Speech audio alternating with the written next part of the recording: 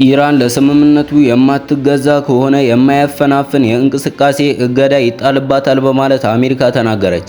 በአሜሪካ እና እስራኤል መካከል ሊባኖስን በሚመለከት አስቸጋሪ ንግግር እየተደረገ መሆኑ ተሰማ።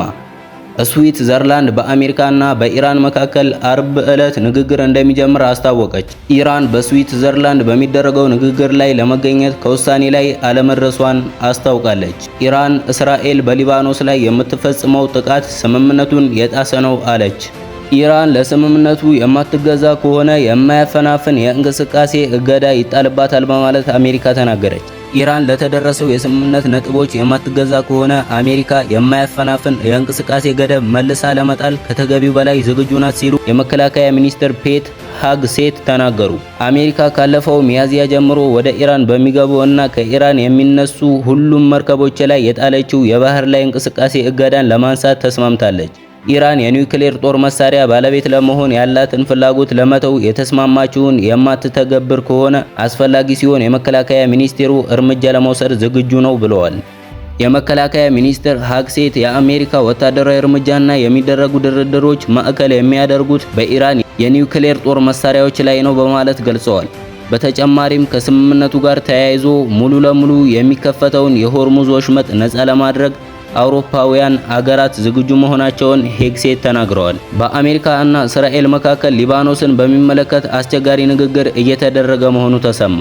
አንድ ለቤንያሚን ኔታንያሁ ቅርብ የሆኑ ከፍተኛ የእስራኤል ባለስልጣን በአሜሪካ እና እስራኤል መካከል ሊባኖስን በሚመለከት አስቸጋሪ ድርድር እየተደረገ መሆኑን ለሮይተርስ ተናገሩ። ባለስልጣኑ አክለውም እስራኤል በደቡባዊ ሊባኖስ ወታደሮቿን ለማሰማራትና አካባቢውን ተቆጣጥራ ለመቆየት ከያዘችው አቋም የመልቀቅ ፍላጎት አላሳየችም ብለዋል። በአሜሪካ እና ኢራን መካከል የተፈረመው የመግባቢያ ሰነድ ሊባኖስን ጨምሮ በየትኛውም ግንባር የሚካሄድ ወታደራዊ እርምጃዎች ይቆማሉ ቢልም የሊባኖስ መገናኛ ብዙሃን ግን የእስራኤል ጥቃት እየቀጠለ መሆኑን ዘግበዋል። ኢራን በስዊትዘርላንድ በሚደረገው ንግግር ላይ ለመገኘት ከውሳኔ ላይ አለመድረሷን አስታወቀች።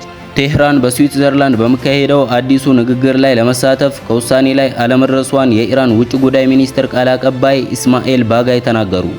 መንግስት በይፋዊ የማህበራዊ ሚዲያ ገጹ ላይ ውይይቶች በዲፕሎማሲያዊ መንገዶችና በአደራዳሪዎች በኩል በሚቀጥሉት ሰዓታት እንደሚቀጥሉ ይጠበቃል ብሏል። ይህ በእንዲህ እንዳለ የስዊዝ መንግስት በአሜሪካ እና ኢራን ተወካዮች ነገ በስዊትዘርላንድ ንግግራቸውን እንደሚጀምሩ መናገሩን ሮይተርስ ዘግቧል። አሁን ያለው እቅድ አሜሪካ እና ኢራን ከአደራዳሪዎች ፓኪስታንና ኳታርና ሌሎች ተሳታፊ ሀገራት ጋር ነገ በበርገንስቶክ ስምምነቱን ተግባራዊ ለማድረግ የመጀመሪያ ዙር ድርድር ለማድረግ ነው።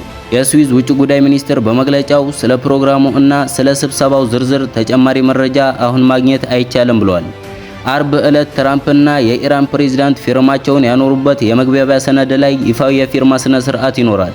ስዊትዘርላንድ በአሜሪካ እና በኢራን መካከል አርብ ዕለት ንግግር እንደሚጀምር አስታወቀች። የስዊዝ መንግስት በአሜሪካ እና በኢራን መካከል የሚደረገው የመጀመሪያ ዙር ንግግር አርብ ዕለት በተራራ ላይ በሚገኘው በርገንስቶክ ሪዞርት እንደሚጀምር አስታወቀች። ሁለቱ መንግስታት ባለ 14 ነጥብ የመግባቢያ ሰነድ ተፈራርመዋል። አሁን ያለው እቅድ አሜሪካ እና ኢራን ከሸምጋዮች ፓኪስታንና ኳታርና ሌሎች ተሳታፊ ሀገራት ጋር ነገ በበርገንስቶክ ስምምነቱን ተግባራዊ ለማድረግ የመጀመሪያ ዙር ድርድር ለማድረግ ነው።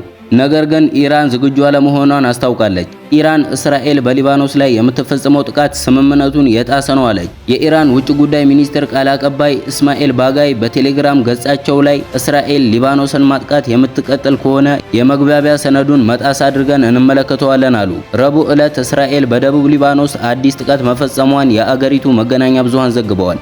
የአሜሪካው ፕሬዝዳንት ዶናልድ ትራምፕ እስራኤል በሊባኖስ ላይ እየወሰደችው ያለውን ወታደራዊ እርምጃ ተችተው ተናግረዋል።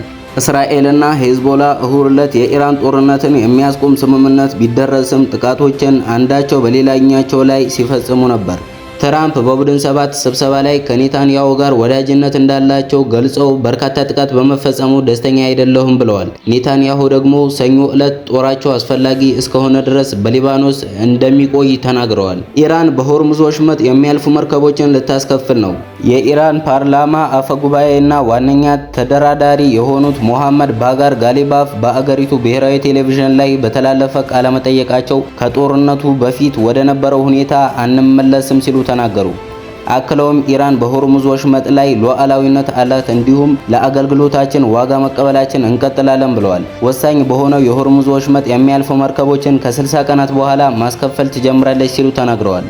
ትራምፕና የኢራኑ ፕሬዝዳንት በፈረሙት ስምምነት ላይ ቴሄራን ከኦማን እና የባህረ ሰላጤው ሀገራት ጋር በመሆን የሆርሙዝን ወሽመጥ እንዴት እናስተዳድር በሚለው ዙሪያ ሰፋ ያለ ስምምነት ሰነድ ያዘጋጃሉ ይላል።